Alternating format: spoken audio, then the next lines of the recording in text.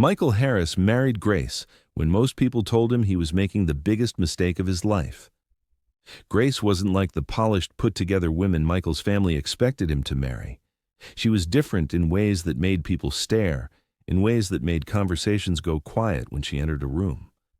Grace had cerebral palsy. Her left leg dragged slightly when she walked. Her left hand stayed curled against her chest, and sometimes when she spoke, especially when she was nervous or excited, her words came out slower than other people's, each syllable requiring effort and concentration. But none of that mattered to Michael when he first met her at a community center in Detroit, Michigan, where he'd been volunteering one Saturday afternoon. Grace was teaching an art class to children, her right hand moving confidently across a canvas despite the limitations of her left. She laughed freely, her smile wide and genuine, and when she looked at Michael that first time, really looked at him, he felt seen in a way he never had before.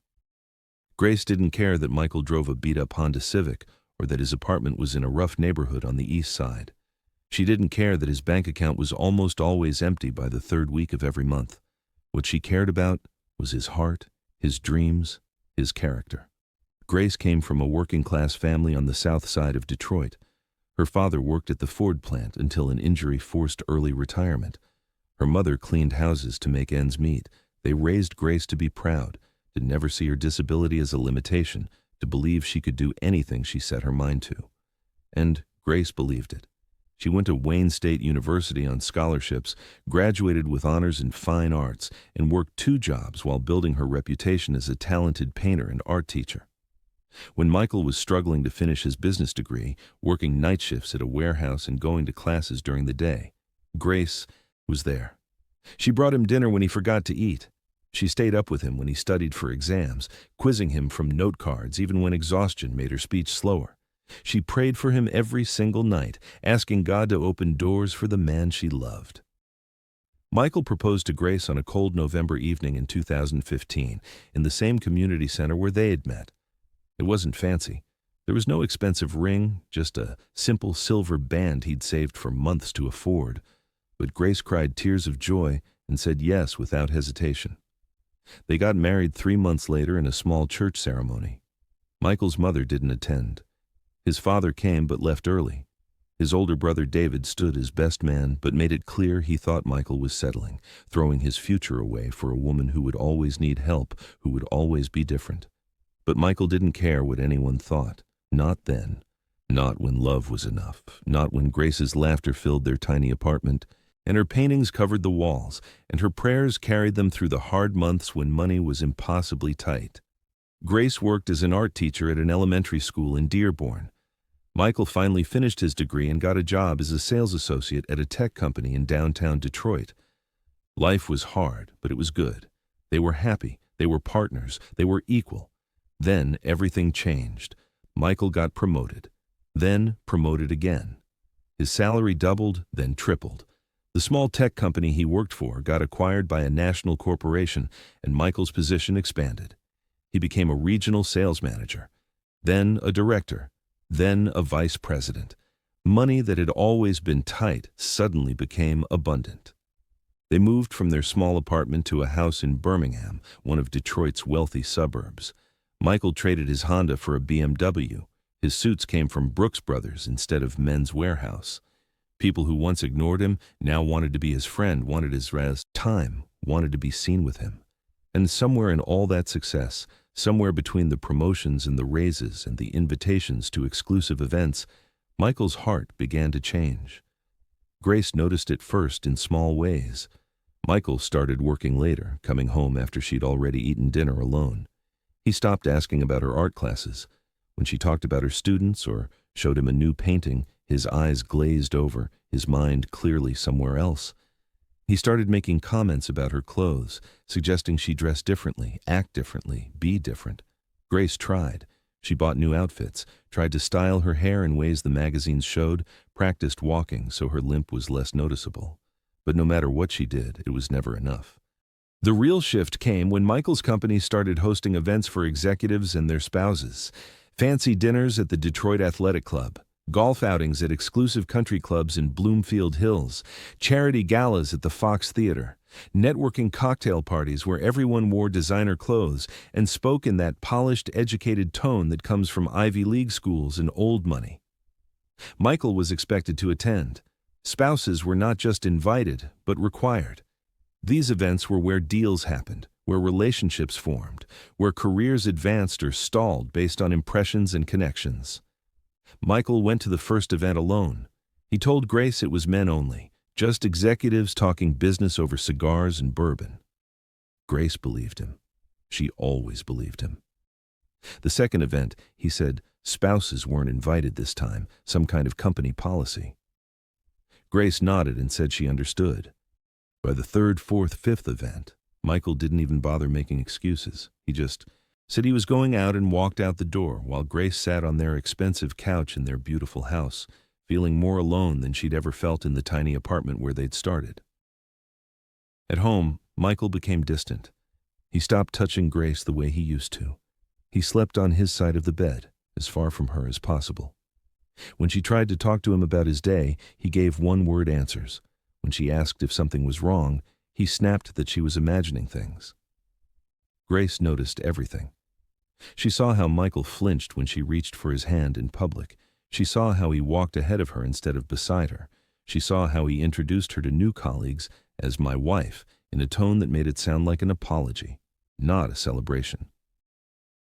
Grace had a best friend named Angela, a bold, outspoken woman she'd known since college.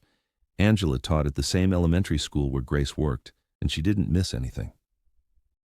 One afternoon, Angela came to Grace's house in Birmingham and found her friend sitting in the art studio Michael had built for her, surrounded by blank canvases, unable to paint. Angela knew immediately that something was deeply wrong. She sat down across from Grace and spoke directly, the way only real friends can. "Grace, your husband is ashamed of you," Angela said, her voice gentle but firm. "A man who loves his wife doesn't hide her from the world. This marriage is hurting you. I can see it in your eyes. You're fading, girl. You need to leave before he destroys what's left of your spirit." Grace shook her head slowly, tears filling her eyes. "No, Angela. I love Michael. He wasn't always like this. When we had nothing, he loved me. He'll remember that love. I believe he'll change. I'm praying for him." Angela sighed deeply, her heart breaking for her friend. Praying is good, Grace, but prayer without action is just hope without wisdom.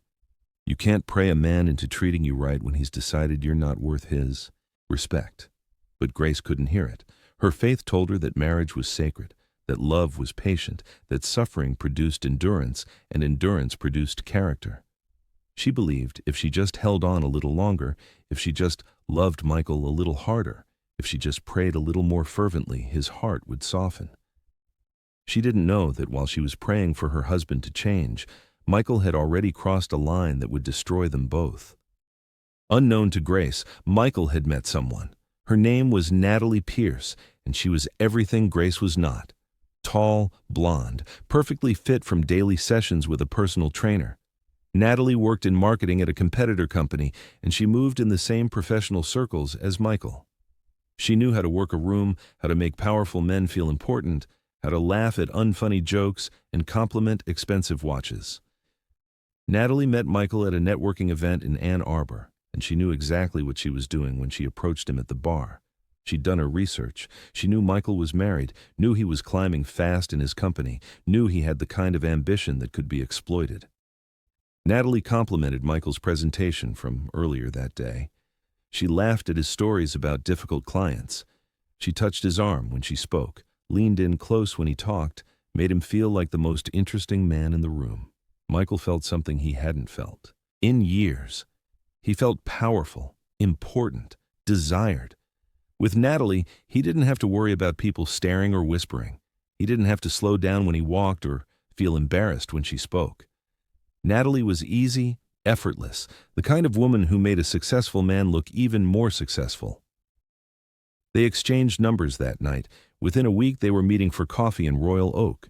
Within a month, those coffee meetings had become dinners in Detroit, then hotel rooms in Ann Arbor. Michael told himself it wasn't really cheating, not yet, not technically. They were just talking, just connecting on a professional level. But he knew the truth. He knew what he was doing. And he didn't stop. Michael started coming home later and later. Sometimes he didn't come home at all, texting Grace that he had an early morning meeting and was staying at a hotel downtown. Grace's calls went to voicemail. Her questions were met with irritation. When she asked where he'd been, Michael accused her of being paranoid, controlling, suffocating him with her neediness. Grace apologized even when she'd done nothing wrong. She made his favorite meals and left them warming in the oven. She ironed his shirts and laid out his clothes. She tried everything she could think of to win back the man who seemed to be slipping further away with each passing day. Then, one evening, Michael did something that shattered the last piece of Grace's heart. He brought Natalie home.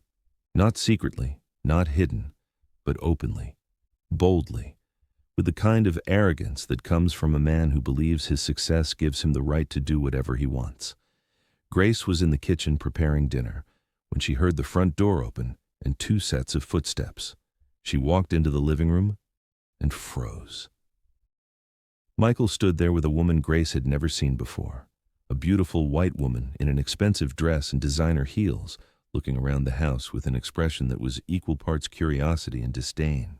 "Grace, this is Natalie," Michael said, his voice casual, like he was introducing a colleague, not his mistress. "She's going to be staying with us for a while. If that's a problem for you, you're free to leave." Grace felt the room spin. Her chest tightened. Her hands trembled. She looked at Michael, searching his face for any sign of the man she'd married, the man who'd proposed to her with a simple silver ring and tears in his eyes. That man was gone. In his place stood a stranger, cold and cruel, looking at her like she was an inconvenience, an obstacle to be removed. Grace didn't scream. She didn't throw things or make a scene. That wasn't who she was. She simply nodded, her throat too tight to speak, and walked to the bedroom. She closed the door, sat on the edge of the bed she'd shared with her husband for nearly 8 years, and cried until sleep finally took her. Outside that door, she could hear them. Natalie's laughter, Michael's voice, warm and attentive in ways it hadn't been with Grace in years, the sound of wine glasses clinking, the television turning on, life continuing as if Grace's heart wasn't breaking just a few feet away. That night changed everything. Michael no longer hid his contempt for Grace. Everything she did irritated him, the way she walked with that slight drag of her left leg, the way she spoke, sometimes stumbling over words when she was tired or stressed, the way she dressed, her clothes simple and practical instead of fashionable and expensive. Even the way she ate annoyed him, though he couldn't articulate why. If Grace wore comfortable shoes because her leg hurt, Michael complained that she looked sloppy. If she tried to wear heels to look nicer, he laughed and said she was trying too hard, pretending to be something she wasn't. Grace felt confused and lost. She didn't know how to be enough for him anymore. Nothing she did was right. And Natalie, cruel and calculated, made everything worse. She openly mocked Grace, calling her slow and awkward. She made jokes about Grace's disability that Michael never defended against.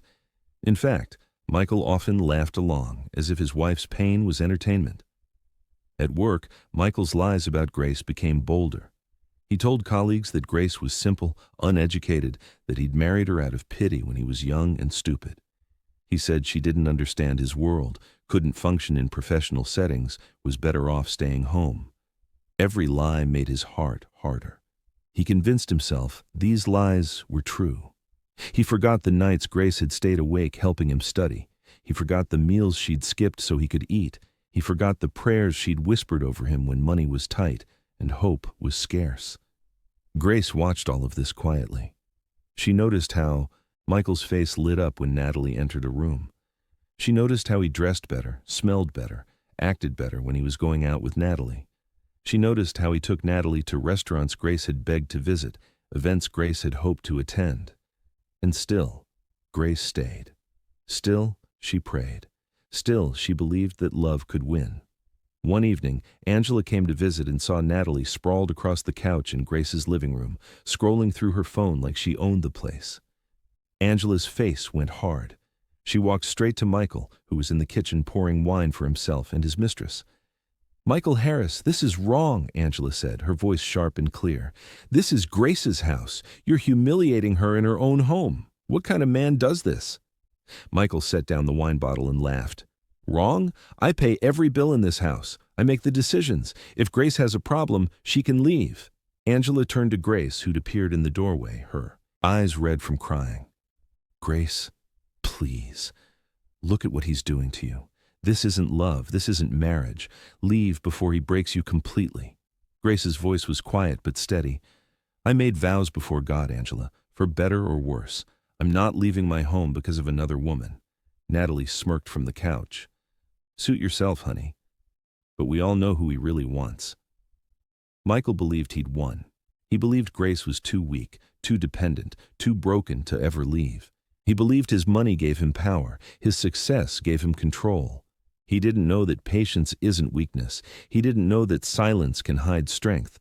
He didn't know that the woman he was destroying held secrets that would soon destroy him. A few days later, Michael received an envelope in the mail that would change everything. It wasn't just any envelope. It was thick, expensive, embossed with gold lettering. Inside was an invitation to a private event that made Michael's hands shake with excitement. The Founders Circle Dinner, hosted annually by the most powerful business coalition in the Midwest, CEOs, politicians, investors, the kind of people who shaped industries and made careers with a single handshake. Michael had been trying to get invited to this event for 3 years, and now, finally, his moment had come. But as Michael read the invitation more carefully, his excitement turned to dread. The bottom of the invitation included a line that made his stomach drop. "Attendance is required with your spouse. The Founders Circle values family leadership and marital partnership." Michael read the line again and again, hoping the words would somehow change. They didn't. This wasn't optional. This wasn't a suggestion. If he wanted to attend, if he wanted access to the opportunities this event represented, he had to bring his wife. His actual, legal wife, Grace. Michael sat in his home office, the invitation heavy in his hands, his mind racing. This was the opportunity he'd been working toward for years, a chance to sign deals that could make him a multimillionaire, a chance to move from regional vice president to national executive, a chance to join the kind of elite circles where real power lived. But taking Grace to that event felt impossible. The thought of her walking into a room full of Detroit's most powerful people, with her limp and her curled hand and her slow, careful speech, made Michael's chest tight with shame. Grace had noticed something was different. She'd been married to Michael long enough to read his moods, to know when good news arrived. She'd seen the expensive envelope, watched Michael's face light up before the worry set in. That evening, she approached him carefully in his office. She knocked softly on the doorframe. "Michael," Grace said, her voice gentle, "I saw you got some mail today. You looked happy. Will you share the good news with me?"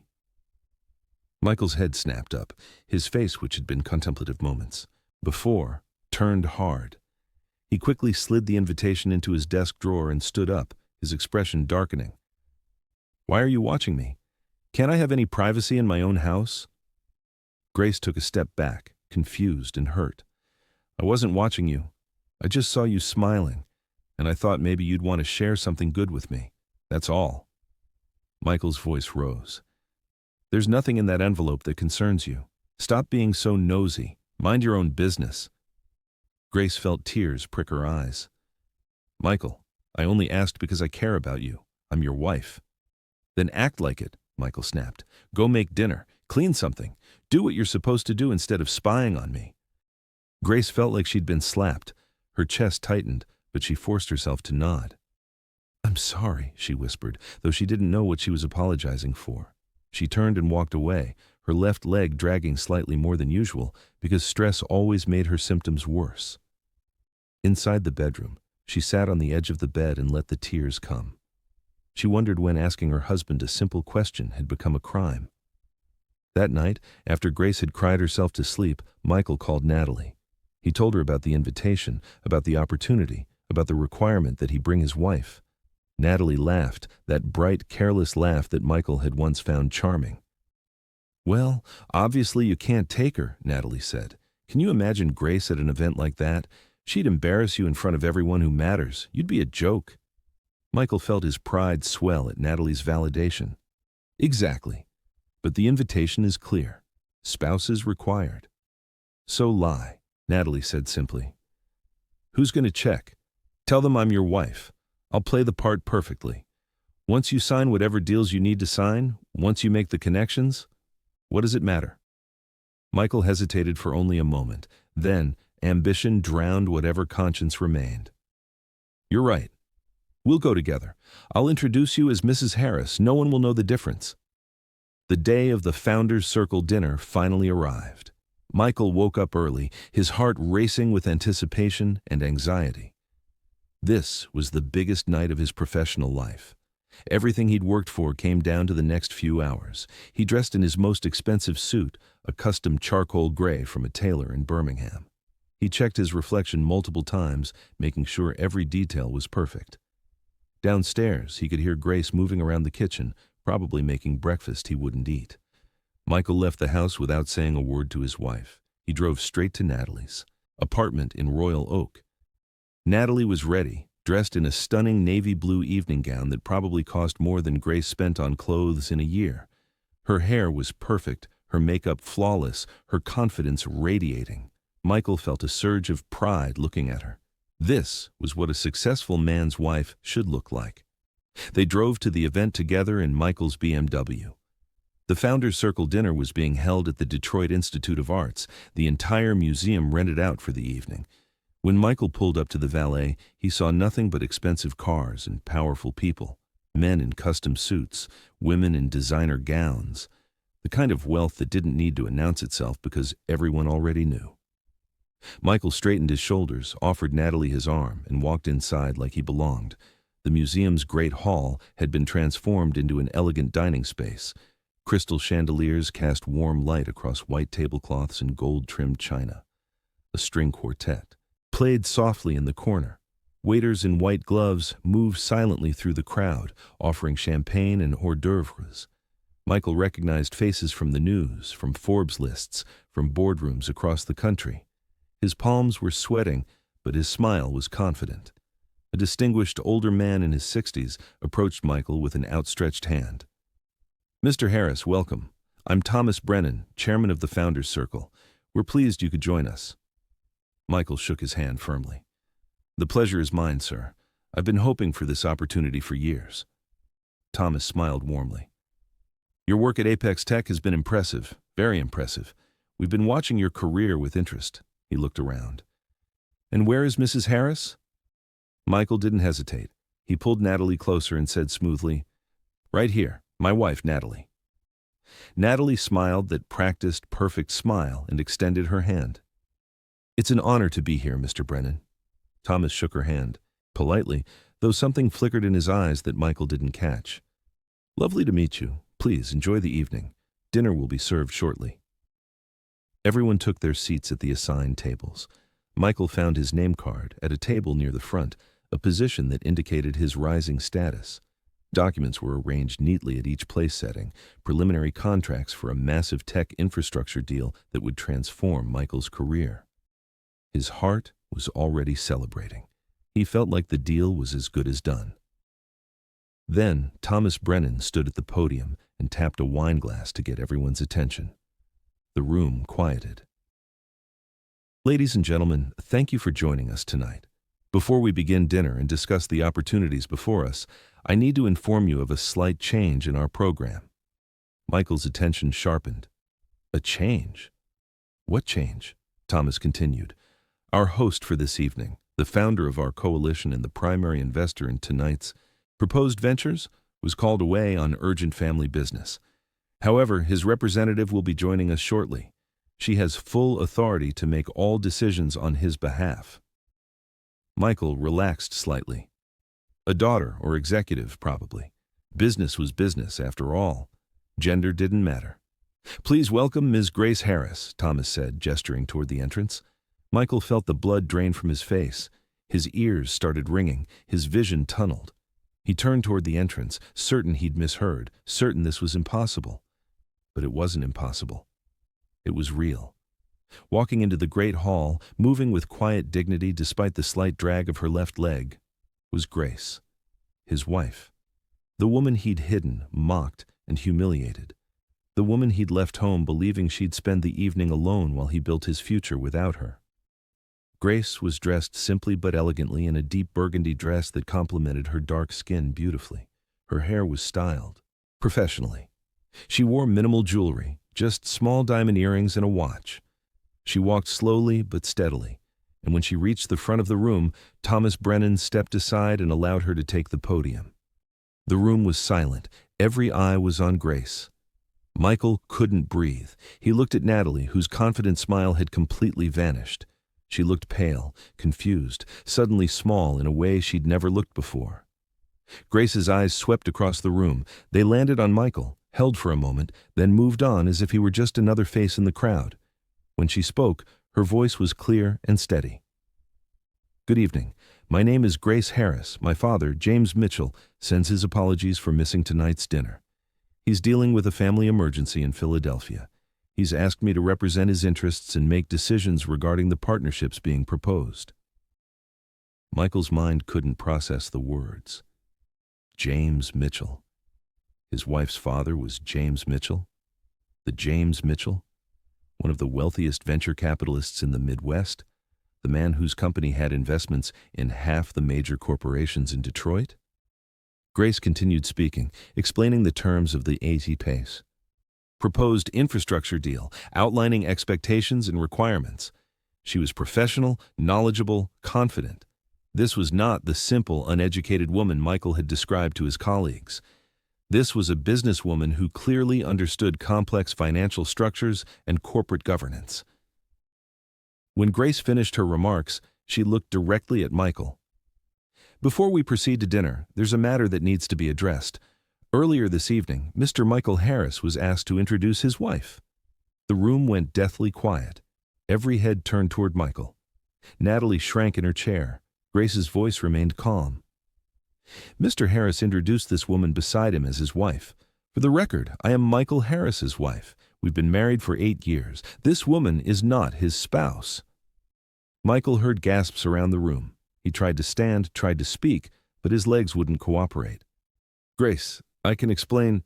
"You'll have an opportunity to explain," Grace said, evenly. "But first, we need to address the business at hand." The Founders Circle was established on principles of integrity, honesty, and family values. Those principles are not negotiable. She looked at Thomas Brennan, who nodded gravely. Grace continued, "After what I've witnessed tonight, I cannot in good conscience recommend that my father proceed with any business partnership involving Mr. Harris or his company." Michael found his voice. "Grace, please, this deal means everything. You don't understand the business world. This is my career." Grace's expression didn't change. "I understand more than you think, Michael. I understand that a man who lies about something as sacred as his marriage cannot be trusted in business. I understand that integrity isn't situational. It's fundamental." She gathered her documents and looked at Thomas. "Please cancel any contracts involving Mr. Harris or Apex Tech." Thomas nodded. "Consider it done." Grace picked up her small purse and added, "One final statement. My attorney will contact you tomorrow, Michael. You'll be receiving divorce papers. Please sign them without contest." Michael's breath caught. "Divorce? Grace, you can't." "I can and I am," Grace said quietly. "I loved you. I believed in you when no one else did. I stayed when people told me to leave. I prayed for you when you stopped praying for yourself. But tonight, you showed me clearly who you've become, and I deserve better." Natalie stood up suddenly, her face flushed with humiliation. She realized in that moment that she'd been nothing but a pawn in Michael's game, a prop to make him look successful. Without a word, she grabbed her purse and walked out of the great hall, her heels clicking sharply against the marble floor. No one tried to stop her. Grace turned to address the room one final time. "For those of you conducting business tonight, my father and I look forward to working with partners who honor their commitments in business and in life. Enjoy your evening." She walked out of the great hall with the same quiet dignity she'd entered with. Every person in that room stood as she passed, a sign of respect they'd never shown Michael. And Michael was left standing alone at his table, surrounded by people who moments ago had seen him as a rising star. Now they looked at him with disgust, with disappointment, with the kind of judgment that ends careers before they reach their peak. This channel is growing because of people who appreciate stories with meaning. If this story caught your attention, hit that like button, subscribe, and let us know in the comments where you're watching from. We're building a community of people who value character and integrity.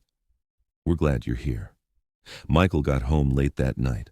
The house he'd bought with his success, the house he'd shared with 2 women while breaking one woman's heart, felt enormous and empty.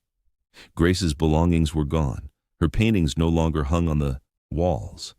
Her art supplies were cleared from the studio. The bedroom they'd shared looked like a hotel room, impersonal and cold. Grace had left while he was still at the disastrous dinner, and she'd left no note, no explanation, nothing but absence.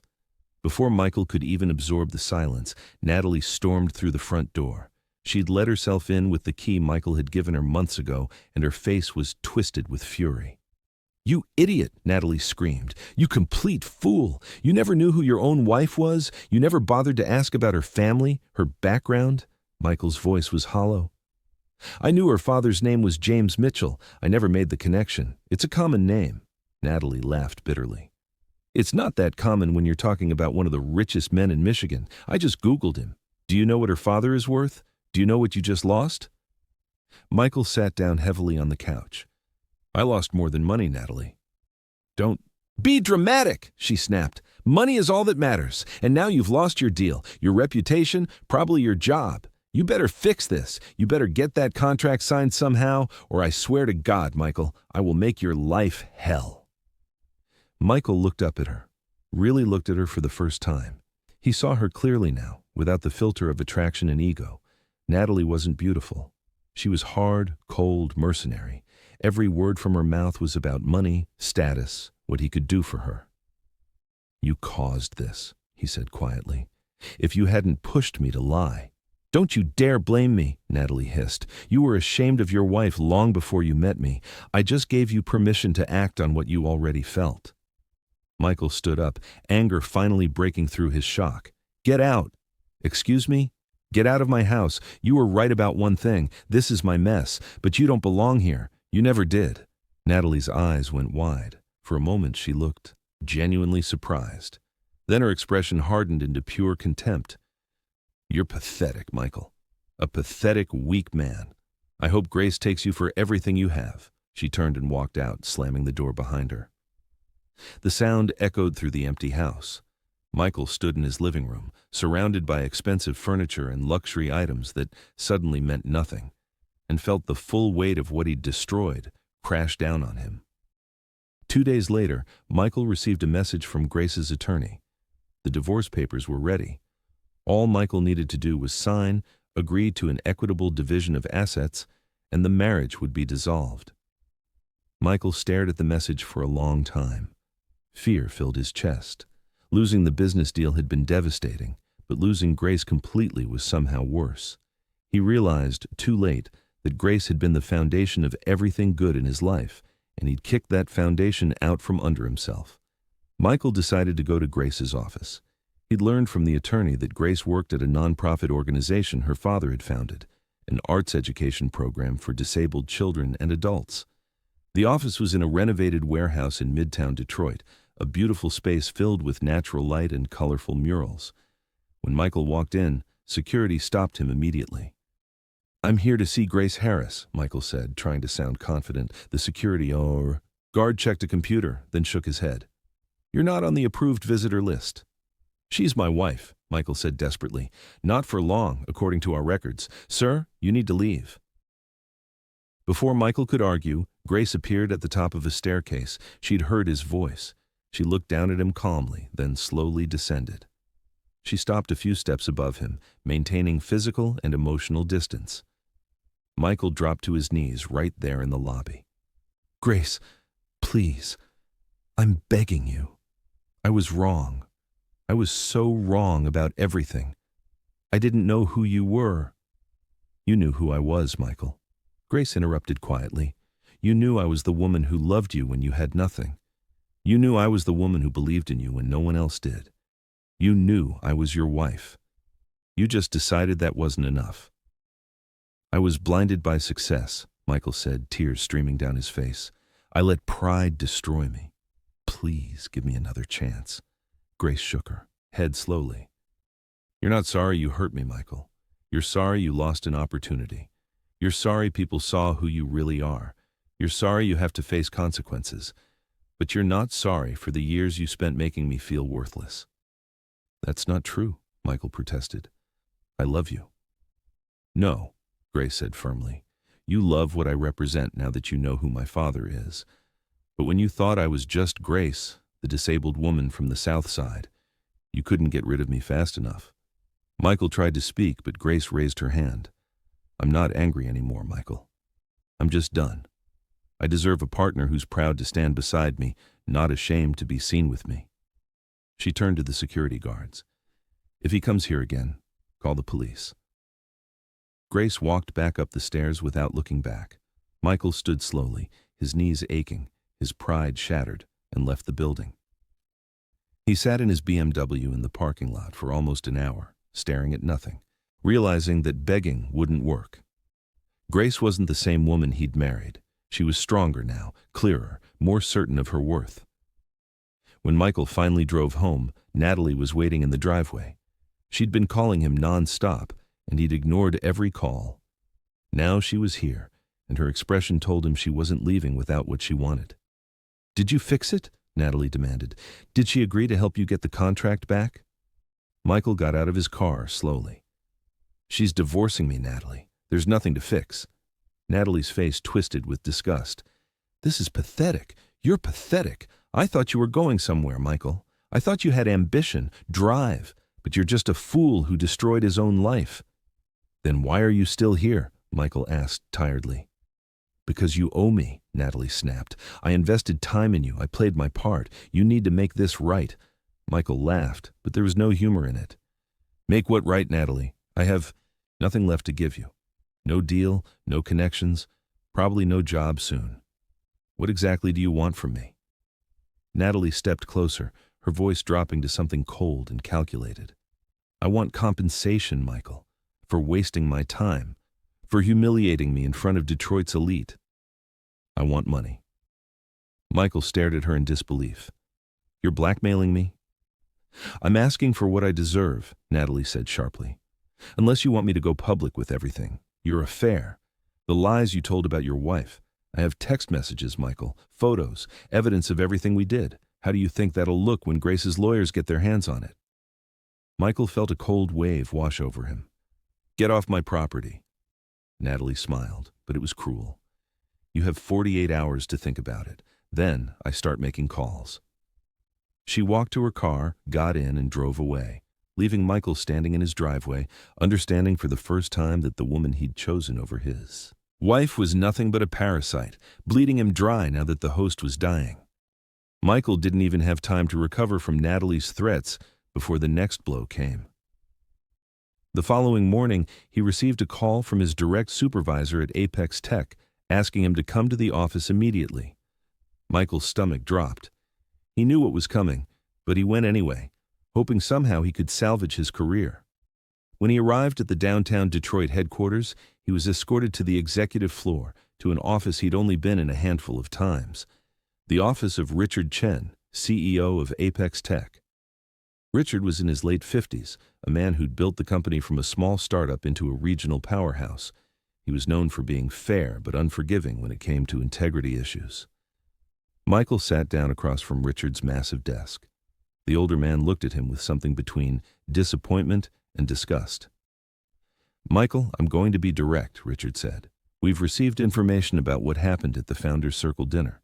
Multiple sources have confirmed that you misrepresented yourself, lied about your marital status, and attempted to defraud potential partners." Michael started to speak, but Richard held up his hand. "Let me finish. I also learned that James Mitchell was considering a major investment in our company, pending due diligence. That investment would have allowed us to expand nationally, to compete with companies twice our size. James Mitchell has withdrawn his interest entirely because of your actions." Michael felt his chest tighten. "Richard, I can explain." "Explain what?" Richard's voice was sharp now. "Explain why you brought your mistress to a business dinner and introduced her as your wife? Explain why you humiliated a woman whose father controls hundreds of millions in venture capital. Explain why you cost this company the opportunity of a lifetime." Michael looked down at his hands. "I made a mistake." "A mistake is forgetting to copy someone on an email, Michael. This was a calculated deception that revealed a fundamental character flaw. We can't have someone like that in leadership." Richard pulled out a folder and slid it across the desk. "You're terminated. Effective immediately. Your severance package is outlined here. It's generous, more than you deserve, honestly. But we're doing this to avoid a lawsuit, not because we feel you've earned it." Michael's hands shook as he opened the folder. The severance was decent, enough to live on for several months, but it was nothing compared to the stock options and bonuses he'd been expecting. He'd just lost millions in future earnings. "I built relationships for this company," Michael said quietly, desperately. "I brought in major clients. Doesn't that count for anything?" Richard's expression didn't soften. "Those relationships were based on trust. Trust you violated spectacularly. Several of those clients have already called, asking to be reassigned to different account managers. They don't want to work with you anymore, Michael. Your reputation is destroyed." Michael stood slowly, the folder clutched in his hand, and walked out of the office. Security escorted him to his desk, watched while he packed his personal items into a cardboard box, then walked him out of the building. People he'd worked with for years avoided eye contact. Some whispered as he passed. By the time Michael reached his car, he knew the story had already spread throughout the company. That evening, Michael sat alone in his house, surrounded by the trappings of success that now felt hollow. He'd lost his wife. He'd lost his career. He'd lost his reputation. And the woman he'd chosen over all of that was now threatening to destroy what little he had left. His phone rang. It was his mother, calling from her home in Grosse Pointe, one of Detroit's wealthiest suburbs. Michael almost didn't answer, knowing she'd heard about the disaster by now, but he picked up on the fourth ring. "Michael, what in God's name have you done?" His mother's voice was sharp, angry. "Mom, I don't want to talk about it." "I don't care what you want," she snapped. "I just got off the phone with Margaret Brennan. Her husband Thomas told her everything. You brought your mistress to a business dinner and humiliated your wife? Are you out of your mind?" Michael closed his eyes. "It's complicated." "It's not complicated at all. It's shameful, embarrassing. I'm humiliated, Michael. Do you know how this makes our family look?" Michael felt anger flash through him. "Of course that's what you care about. Not that I'm hurting, not that my life is falling apart, just how it looks." His mother's voice went cold. "Don't you dare take that tone with me. You made your choices, Michael. You chose that woman over your wife. You chose pride over common sense, and now you're paying for it." "Grace isn't who I thought she was," Michael said. "She's James Mitchell's daughter. Did you know that?" His mother was silent for a moment. "I knew her father was successful. I didn't know how successful. What difference does it make?" "It makes every difference," Michael shouted. "If I'd known, I would have treated her differently. I would have..." "Would have what?" His mother interrupted. "Treated her with respect, valued her, loved her?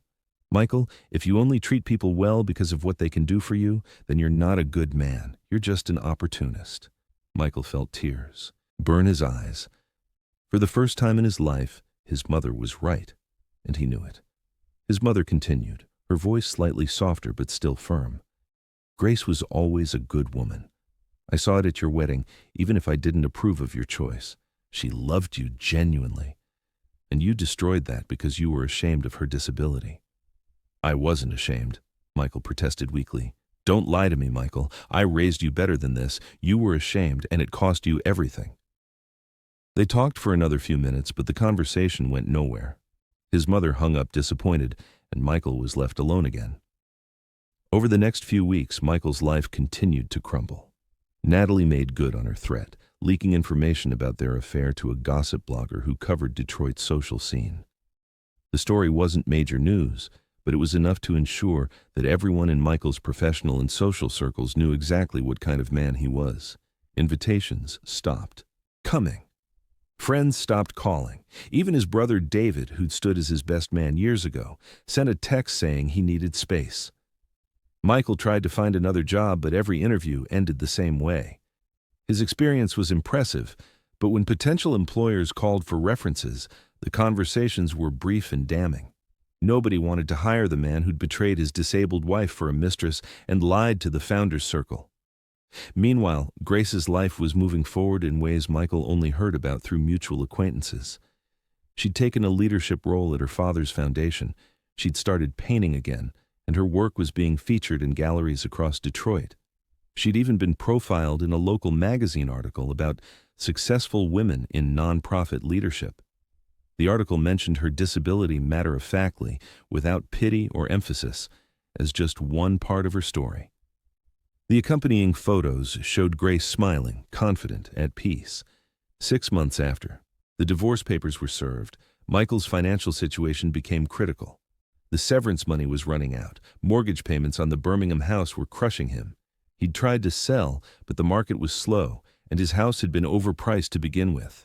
Natalie had disappeared after getting a settlement from him to keep quiet, taking what little savings he had left.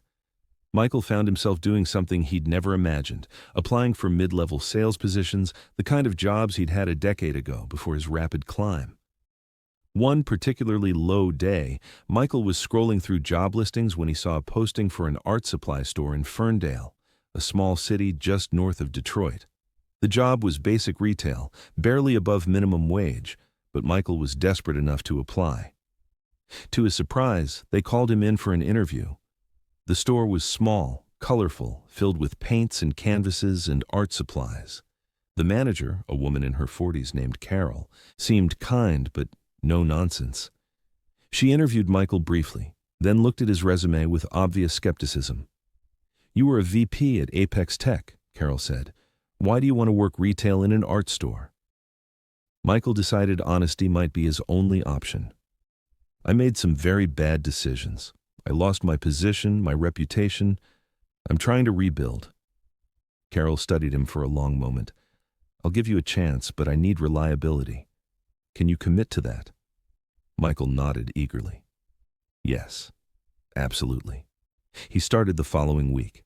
The work was humbling, stocking shelves, helping customers, cleaning, but it was also strangely peaceful.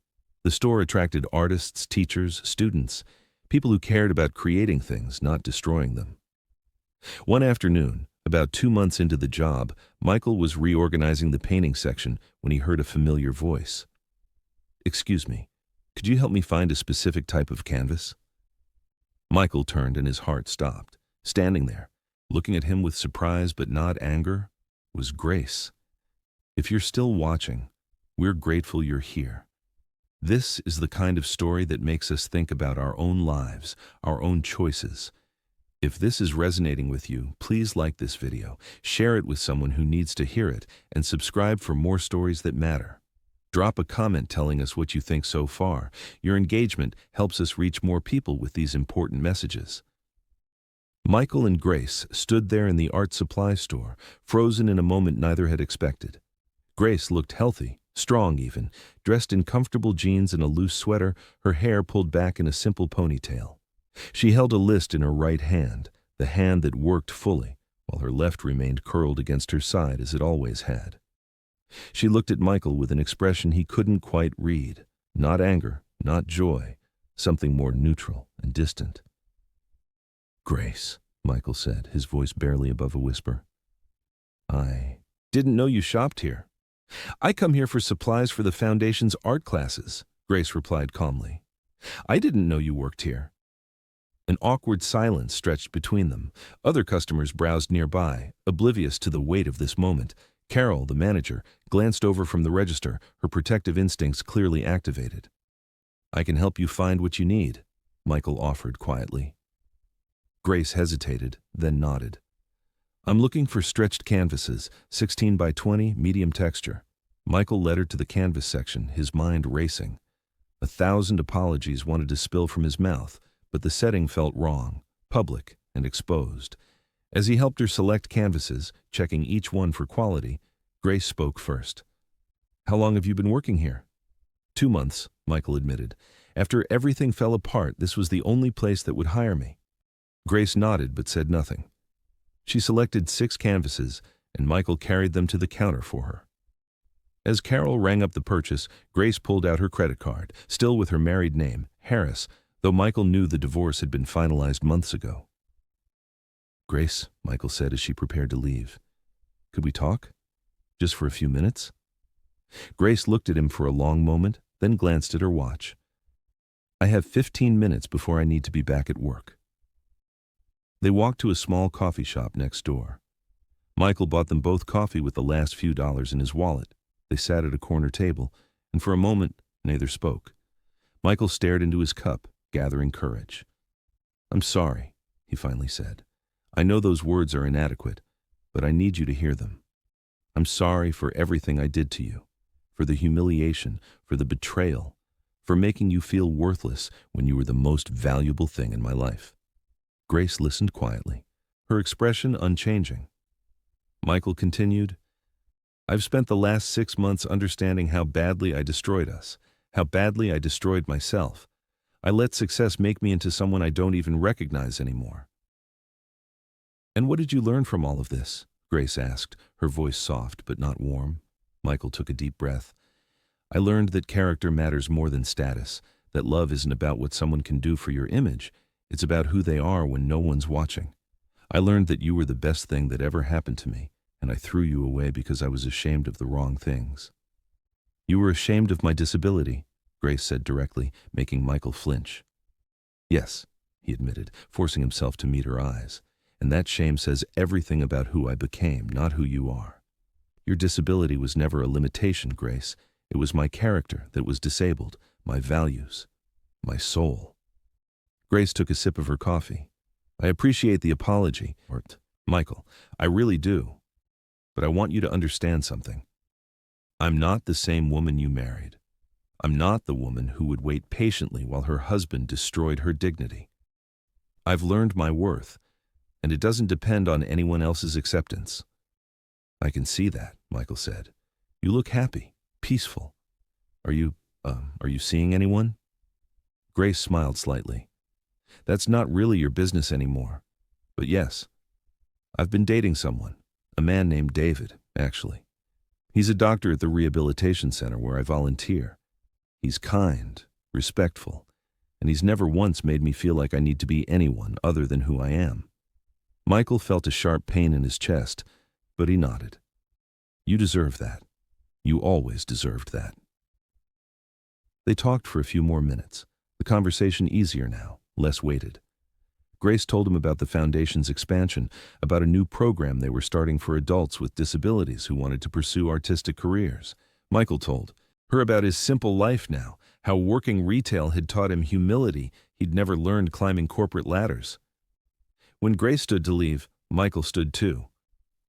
"Thank you for talking to me," he said. "And Grace, I hope you know that I truly wish you every happiness. You deserve all the love and respect I failed to give you." Grace looked at him with something that might have been compassion. "I forgive you, Michael. Not because you asked, but because I needed to let go of the anger for my own peace. But forgiveness doesn't mean reconciliation. It just means I'm free." She left the coffee shop, and Michael watched her walk to her car, moving with that familiar slight drag of her left leg that he'd once been ashamed of, and now saw as just part of the beautiful, strong woman he'd lost. Over the next year, Michael's life slowly stabilized at a level far below where he'd once been, but more authentic than he'd ever lived.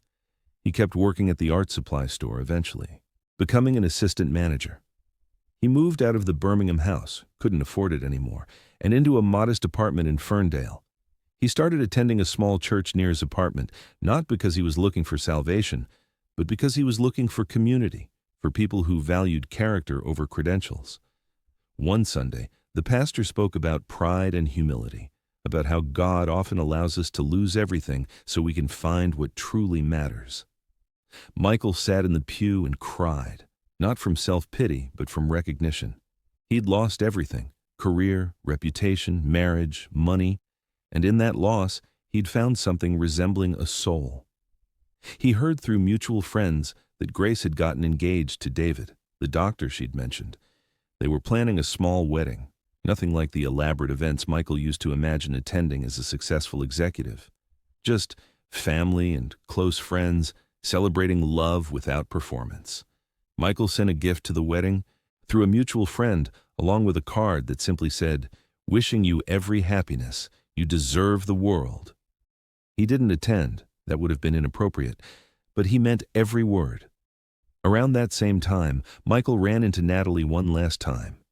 She was at an upscale restaurant in Birmingham with a man who looked 20 years older than her, clearly wealthy, clearly her next target.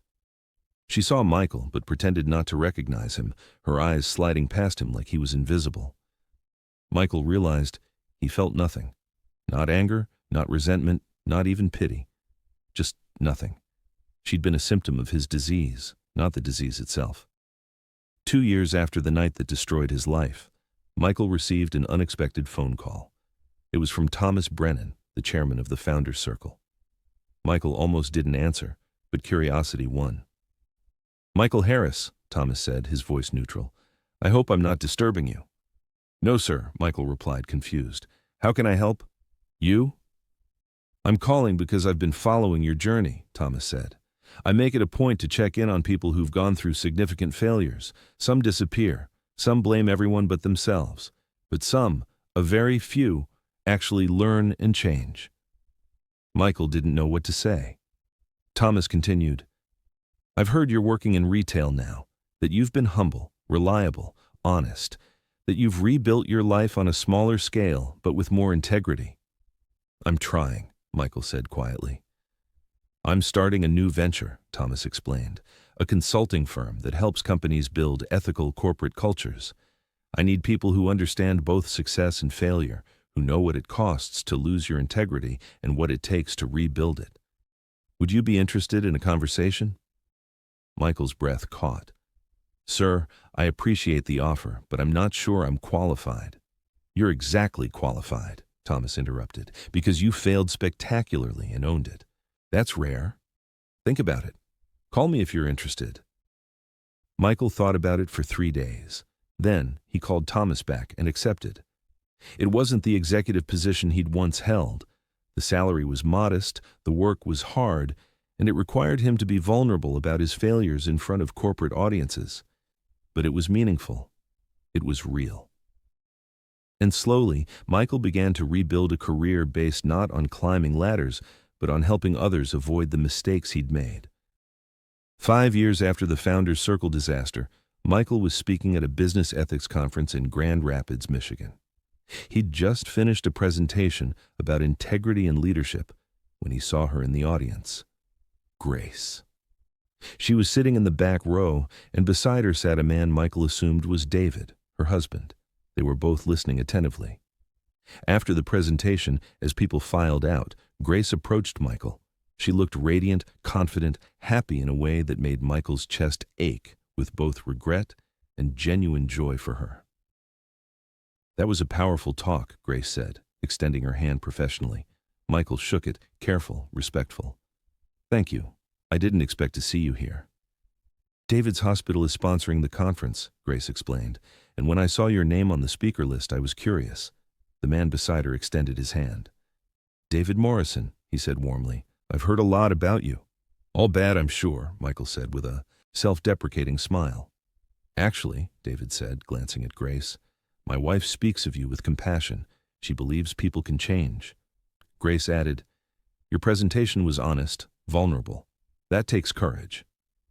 They talked for a few more minutes, the conversation easy, free of the weight that used to exist between them.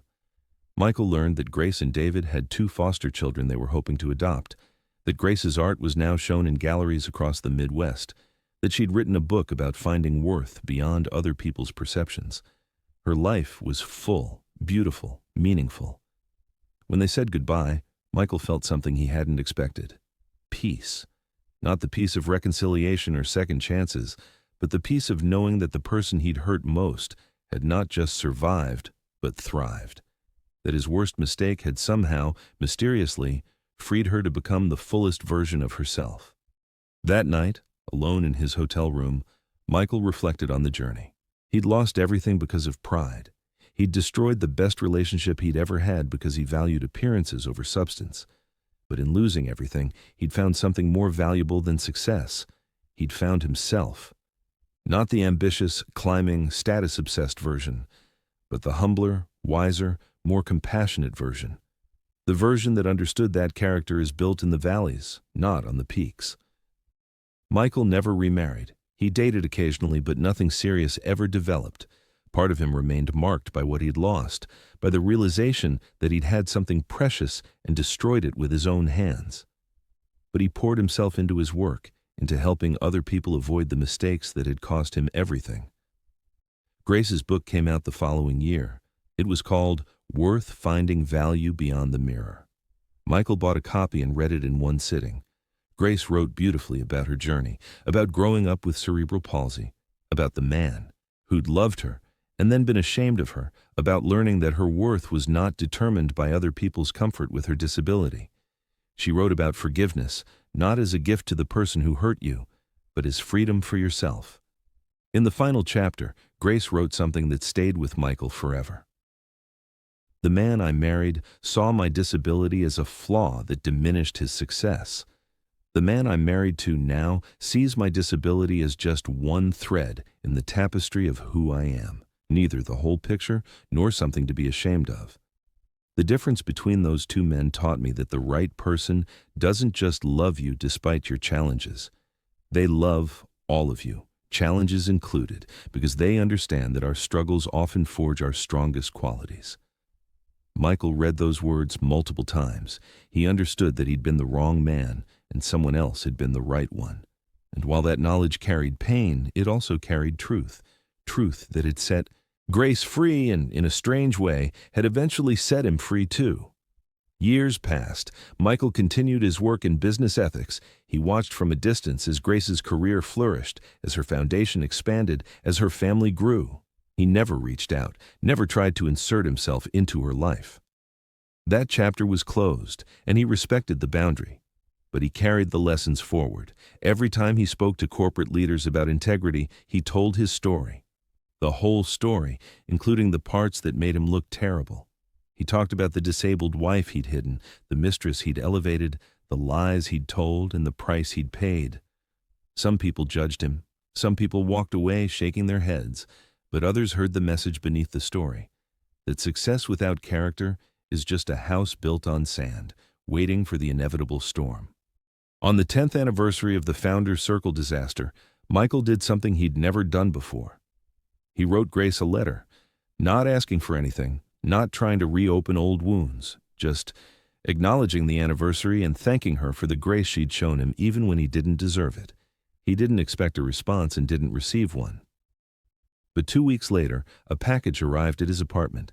Inside was a painting, one of Grace's originals, a beautiful abstract piece in blues and golds, with light breaking through darkness. There was no note, no explanation. Just the painting. Michael hung it in his living room, and every time he looked at it, he was reminded of what he'd lost and what he'd learned. The painting became a kind of meditation for him, a daily reminder that some mistakes can't be undone, but their lessons can transform you if you let them. Michael Harris never got his executive position back. He never regained the status he'd once had. His name never appeared in business magazines or on 30 under 30 lists. But in the small, quiet ways that matter most, he became successful. Not in the way he'd once defined success, money, power, prestige, but in the way that actually counts. Character, integrity, the ability to look at himself in the mirror and recognize the person staring back. Grace Harris. Morrison lived a beautiful life. She raised children who learned from their mother that worth comes from within, not from other people's acceptance. She created art that touched thousands of people. She built programs that helped disabled children and adults find their voices, their talents, their value. She loved a man who cherished her and was cherished in return. She forgave the man who'd hurt her, not because he deserved it, but because she deserved the freedom forgiveness brings. and the story of what happened between them became a lesson that rippled out far beyond their individual lives. A lesson about pride and humility, about the cost of shame and the power of unconditional love, about how the people we overlook are often the people who matter most, about how success means nothing if it costs you your soul. If this story moved you, if it made you think about your own life and choices, we'd be honored if you'd take a moment to like this video and subscribe to our channel. Share it with someone who needs to hear this message. Leave a comment telling us what lesson you're taking from Michael and Grace's story. These stories matter because they remind us what truly matters in life, not what we achieve, but who we become, not what we gain, but who we love and how we love them. Thank you for being here. Thank you for listening, and may we all learn before the price of our pride becomes too high to pay.